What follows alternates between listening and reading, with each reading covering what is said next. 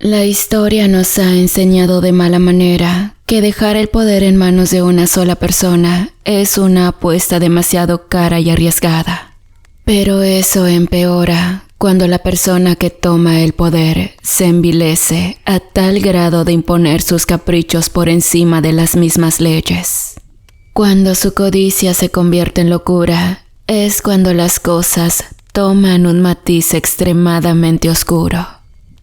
Y bueno, todo comienza con un pequeño Gabriel, que era un chico demasiado radical desde temprana edad. Sus ideas le acarreaban muchos problemas, al grado de que los profesores dudaban mucho en dejarlo participar en las actividades grupales. No es que de inicio el muchacho fuera malo. El problema era la ideología extremista que dictaba sus acciones. Todo eso inculcado por sus padres y su abuelo paterno. Simplemente creían en una utopía muy difícil de aplicar, pensando que si todo era repartido en partes iguales, no existirían carencias ni habría déficit de salud y alimentos. Lo malo del asunto era que ellos lo llevaban a un extremo que en ocasiones se tornaba violento. Y el pequeño, al crecer en ese entorno tan nocivo, pensó que era la manera adecuada de dirigirse a sus semejantes, ocasionando que el resto de la clase le rechazara y lo delegaran a hacer trabajos escolares por su cuenta. Pues, a decir de sus compañeros de clase, habían sido muchas las amenazas y amagos de hacer daño por parte de Gabriel hacia ellos.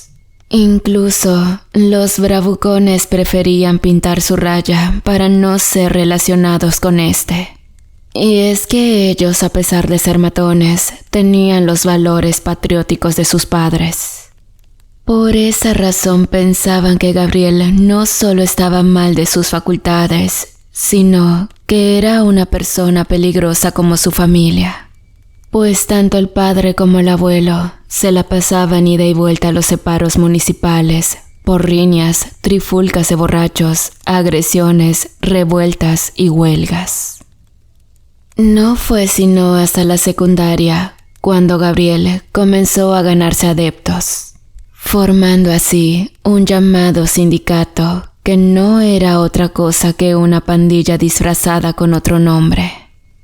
Gabriel y sus amigos se dedicaban a manejar todo tipo de negocios ilícitos en el plantel. Y al llegar a la preparatoria, sus intereses comenzaron a aspirar a algo más grande, iniciando así una carrera política que causaría en el futuro un desastre de proporciones colosales. Solamente Ricardo lo apoyaba incondicionalmente, lo acompañaba a todas partes y se había convertido en su confidente y su mano derecha. Él realmente creía que Gabriel podía llegar a ser un cambio en la política nacional. Era un idealista que desgraciadamente se convirtió en un delincuente al igual que Gabriel. El grupo comenzó a llamar la atención de ciertos profesores que tenían contactos con las grandes ligas de la política nacional, llamando a Gabriel y su grupo de choque para disolver reuniones en los partidos contrarios. Se les autorizaba el uso de la extrema violencia, fuera o no fuera necesario. Gabriel se estaba volviendo muy bueno en su trabajo, y fue cuando un líder sindical, diputado federal y muy influyente, le comentó acerca de los millones que podría ganar entrando de lleno en la política, postulándose a una diputación o una senaduría formales.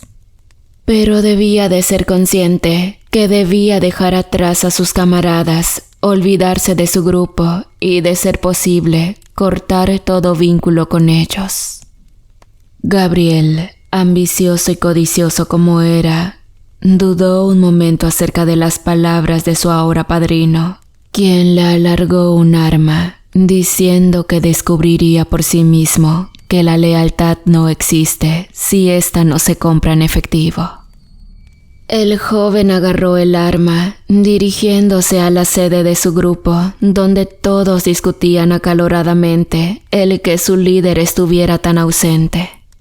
Al momento de llegar, Gabriel se dio cuenta que el diputado tenía razón, pues comenzaron a recriminarle no solo su ausencia, sino su prolongada estadía en la Cámara de Diputados. Lo que empezó como una plática tranquila se convirtió en un verdadero zafarracho, culminando con 6 tiros que se convertiría en el sello de cerrar negocios de Gabriel desde ese día. No dijo nada más, simplemente quien no estuviera con él estaría en su contra. Y al ver que no obtendría la lealtad del grupo, acabó con el resto de sus excompañeros. Creyendo muertos a todos, se retiró, no sin antes prender fuego a su antigua casa de reuniones, sin darse cuenta que Ricardo había quedado malherido, pero con vida. Como pudo, se arrastró lejos de la choza hasta quedar a salvo, con muchas heridas serias y doliéndose no solo del cuerpo, sino del alma. Después lo encontraron los malandros de la colonia, juntándose con ellos a partir de ese día y contribuyendo con su conocimiento de grupos, fue ganándose un lugar. Así que de esta manera llegó a convertirse poco a poco en un grupo enorme de delincuencia organizada. Como era de esperarse, la codicia se apoderó de Gabriel. Estaba acostumbrado a ganar por la buena o por la mala.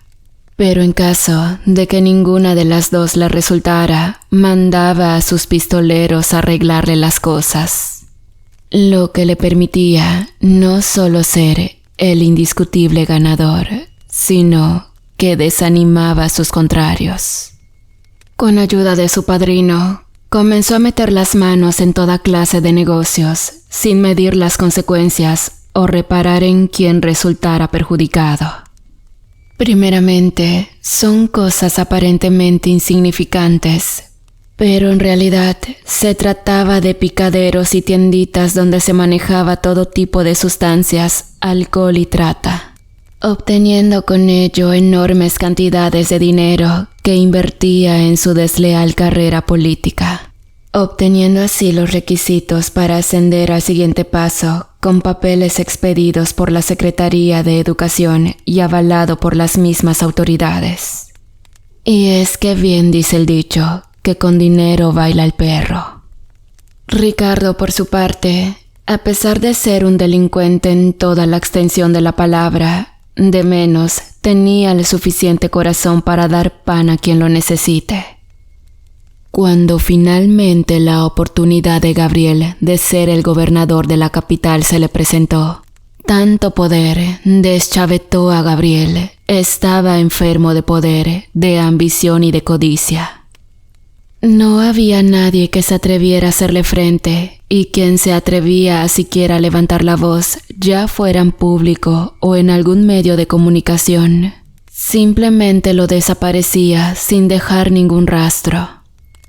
Parece mentira cómo el hambre de poder es capaz de cegar a la misma ley. Pues mientras Gabriel, a la vista de todos, cometía acciones propias de los rebeldes extremistas, su partido político, en vez de tomar cartas en el asunto, apoyaba en las dementes ideas de su Mesías. En palabras simples y entendibles, le tenían mucho miedo. Mientras que en el otro lado de la ciudad, Ricardo se había convertido en una especie de forajido para llevar de comer a la gente de muy escasos recursos. Pues, debido a las descabelladas leyes del nuevo régimen, estaba prohibido deambular por las calles. Incluso las personas que trabajaban en oficinas o en algún departamento gubernamental que no fuera la oficina del primer ministro, debían portar un pase que era como un permiso para poder caminar libremente por la calle. En pocas palabras, los pobres estaban prohibidos en la calle.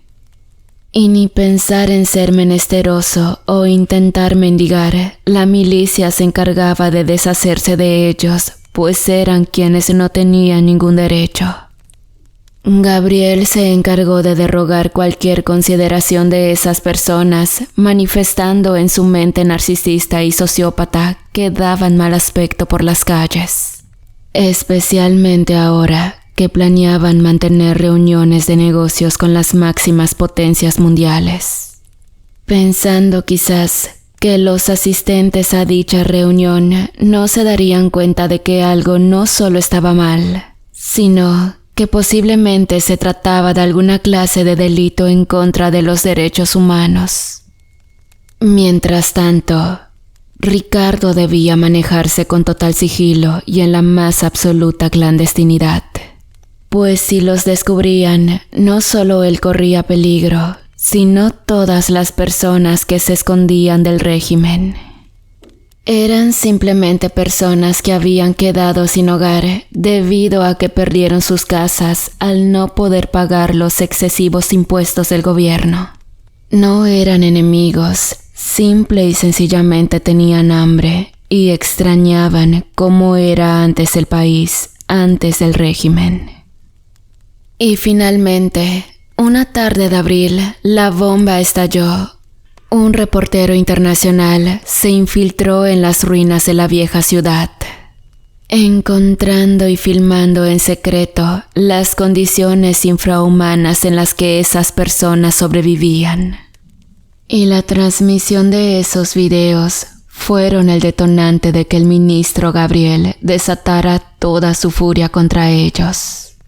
No se defendieron, pues nunca esperaron que el dictador fuera capaz de un acto tan inhumano y carente de piedad o misericordia como ese. A la noche siguiente de que los noticieros de radio, televisión y redes sociales proyectaran las imágenes de los menesterosos y mendigos, Gabriel, totalmente enloquecido, ordenó que redujeran a cenizas ese campamento de traidores. Y como si de ratas se tratase, la milicia no tuvo más opción que obedecer a su demente líder. De lo contrario, sus familias serían quienes serían exterminados de la misma manera. 36 horas de persecución fueron suficientes para eliminar a los supuestos terroristas. No hubo consideración, ni misericordia, ni piedad. El acceso diplomático fue denegado, por lo que se sospechaba que algo terrible habría sucedido a raíz de los videos que mostraban. La respuesta de Gabriel ante semejante atrevimiento fue el enviar al regimiento blindado más grande que se hubiera reunido jamás a exterminar a esas lacras. Los militares dudaron en cumplir esa orden, pero fueron alentados por sus mismos superiores. Lamentablemente, los jinetes de los caballos de acero no tuvieron opciones, debían obedecer las órdenes. Comenzaron a destruir todo a su paso, sin importar quién se atravesara en el camino de los pesados tanques. Mientras tanto, las demás tropas se dedicaban a quemar todo y el resto a enterrar en zanjas a los fallecidos. La impotencia e indignación hizo llorar a los mismos generales que coordinaban el despiadado ataque. Mientras la voz entrecortada de uno de los mariscales de campo resonaba en el altavoz de uno de los vehículos blindados, advirtiendo a todos los presentes que cada acción en contra de las decisiones del primer ministro provocaría su ira y procedería a erradicar de raíz el daño, y que cada intento de levantamiento ocasionaría que lógicamente éste tomara las medidas en contra de sus enemigos. Ellos debían proteger a la población civil, auxiliarlos en caso de desastre, mantener la soberanía de la nación. Pero ahora la misión de la milicia era la de identificar, localizar y exterminar a todos los nidos de rata, como les llamaba Gabriel a los refugios. Gabriel ordenó acaparar y racionar todos los medicamentos, los alimentos y todos los insumos de primera necesidad. Nadie podría adquirirlo sin el permiso del gobierno, sin importar de quién se tratara. Lo que provocó, evidentemente, que el resto de la población a corto plazo comenzaran a sufrir los estragos de la dictadura. Mientras Gabriel se parapetaba con una máscara de mártir y héroe nacional, dando a entender que aquel que estuviera en contra del régimen pagaría las consecuencias. Mientras tanto, las naciones aliadas pretendían intervenir de manera pacífica para corroborar por sí mismos que lo que se decía acerca del primer ministro eran rumores. Y fue cuando mandaron a la segunda delegación de embajadores, los cuales en esa ocasión sí lograron entrar, pero nunca volvieron a tener noticias de ellos, lo que evidentemente encendió los focos rojos de los miembros de las naciones aliadas. Así que los representantes de Rusia decidieron enviar un contingente de buena voluntad para negociar con Gabriel, pero nuevamente no volvieron. Esto molestó al político ruso, quienes finalmente decidieron intervenir activamente. Enviaron varios contingentes militares encabezados por la avanzada rusa para literalmente invadir. Afortunadamente, las mismas tropas del país depusieron las armas voluntariamente. No deseaban seguir con esa tortuosa y mal llamada vida donde eran prisioneros en su propio hogar. Una vez cruzando la frontera, los ciudadanos se hicieron a un lado hasta que llegaron al edificio del gobierno federal donde estaba Gabriel. Sus mismos jefes del Estado Mayor fueron quienes lo entregaron a las naciones aliadas. Y a pesar de recurrir a la inmunidad diplomática, le fue denegada por todos los socios comerciales y por la misma ONG. Siendo trasladado a la isla de Cuba, a una prisión donde esperaría la resolución y el veredicto ante las investigaciones. Durante su traslado a Suecia para comparecer ante la Corte Internacional, Gabriel vituperaba a sus captores, jurándoles que habría terribles represalias en caso de seguir adelante. Habló incansablemente por horas. Al arribar a la corte, los cargos eran bastante superficiales, tales como lavado de divisas, uso indebido de funciones, abuso de poder, entre otros delitos. Pero saben, el embajador ruso tenía sus propios planes. No había podido esclarecer la desaparición de sus delegados, y eso era un problema muy serio y que implicaba un delito prácticamente de corte marcial.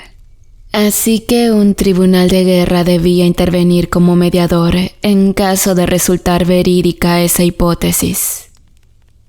Mientras Gabriel continuaba con su aire altanero y desafiante, los fiscales internacionales no tenían nada sólido para proceder. Fue entonces que unos agentes se acercaron discretamente al embajador ruso. Este sonrió abiertamente y con una mirada congelante miró a Gabriel pidiendo la presencia de testigos nuevos en el caso.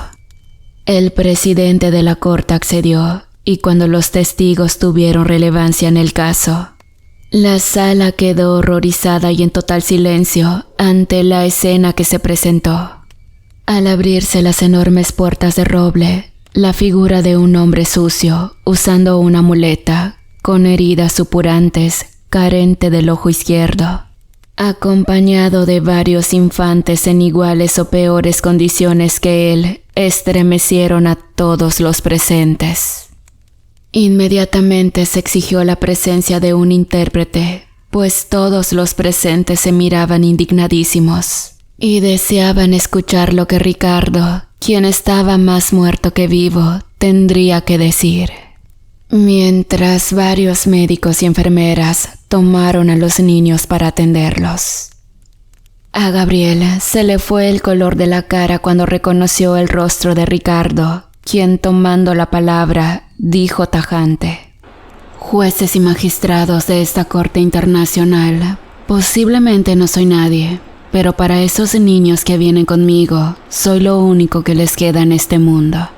Pues sus padres, familiares y amigos, desgraciadamente ya no existen. Fueron víctimas inocentes que simplemente tenían hambre, ganas de trabajar, gente que solo buscaba mantener a sus pequeñitos con vida y quizás brindarles la idea o el sueño de un mundo mejor.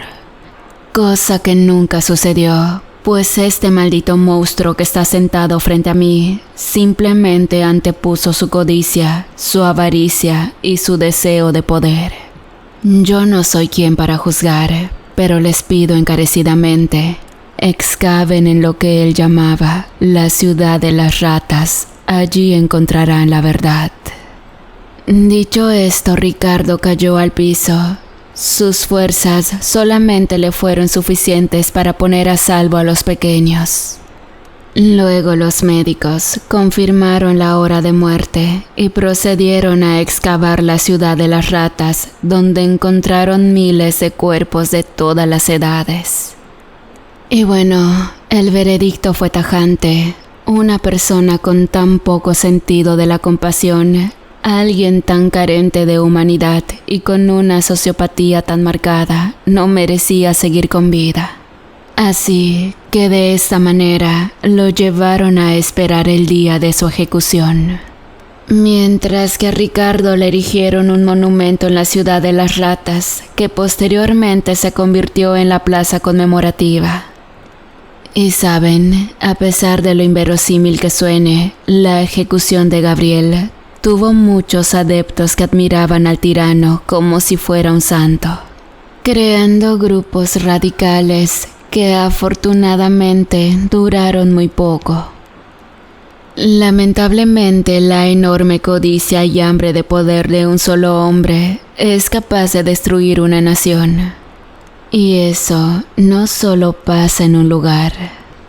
Hay muchos sitios donde eso es el diario acontecer de muchas pobres almas que solamente buscan escapar de la locura, así como la codicia de dictadores y dementes con aires de grandeza y delirios de santos. Gracias. Hola de nuevo, queridos amigos, querida comunidad 3AM, ¿cómo han estado? Espero que estén disfrutando muchísimo de los relatos de esta semana. Y como bien saben, para mí es un honor poder mandarles saludos, y en esta ocasión quiero mandar un saludo muy especial para los miembros de la comunidad, Alfredo Rivera y Héctor Bautista de la Cooperacha. Muchísimas gracias por todo su apoyo, espero que se encuentren bien, los quiero mucho, un saludo, y saludos a todos también.